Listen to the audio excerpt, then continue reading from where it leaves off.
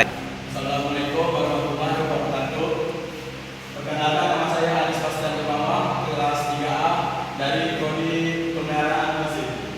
Kali ini saya akan menyampaikan presentasi tentang degradasi bahasa Indonesia dalam dunia pendidikan. Nah,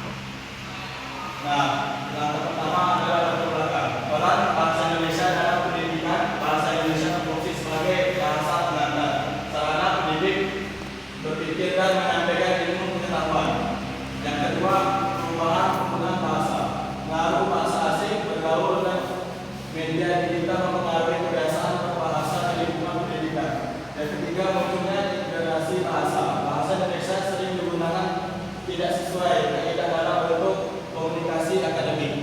Yang keempat, urgensi kajian degradasi bahasa.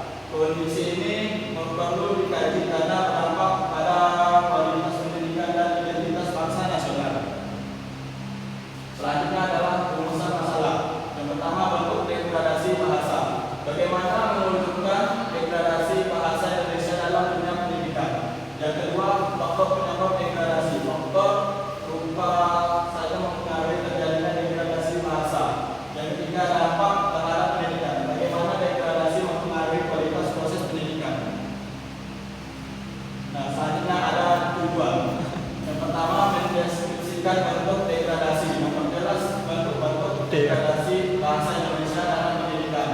Yang kedua, mengidentifikasi faktor penyebab, mengetahui faktor yang menyebabkan degradasi bahasa Indonesia.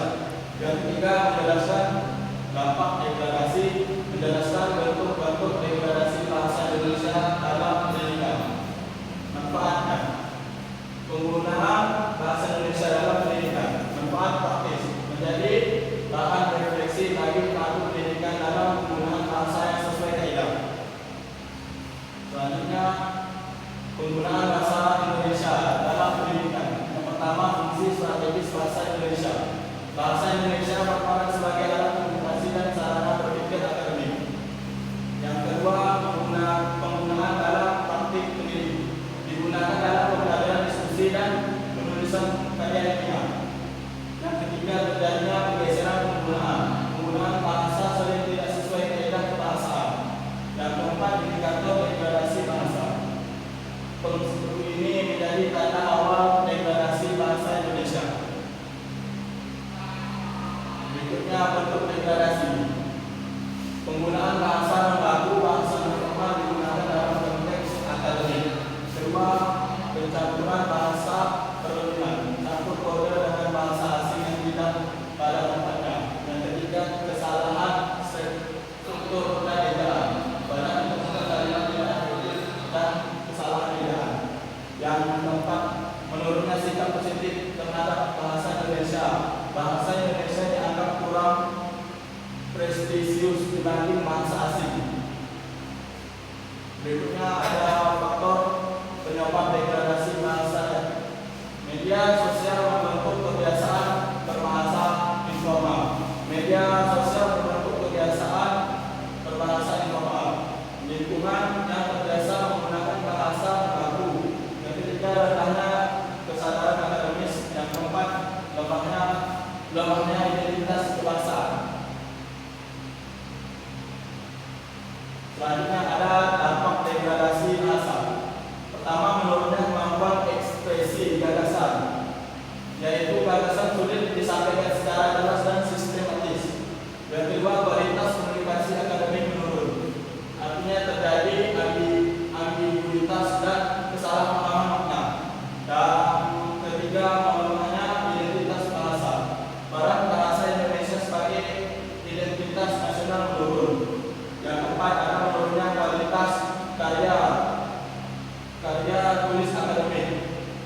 Banyak kesalahan bahasa dalam penulisan dunia. Berikutnya, upaya mengatasi degradasi bahasa. Pertama, menurunnya kesadaran bahasa, meningkatkan kesadaran penggunaan bahasa sesuai kaidah. Yang kedua, pembiasaan bahasa Indonesia baku digunakan secara konsisten dalam kegiatan akademik. Keteladanan dalam berbahasa, penggunaan bahasa yang baik sebagai contoh positif.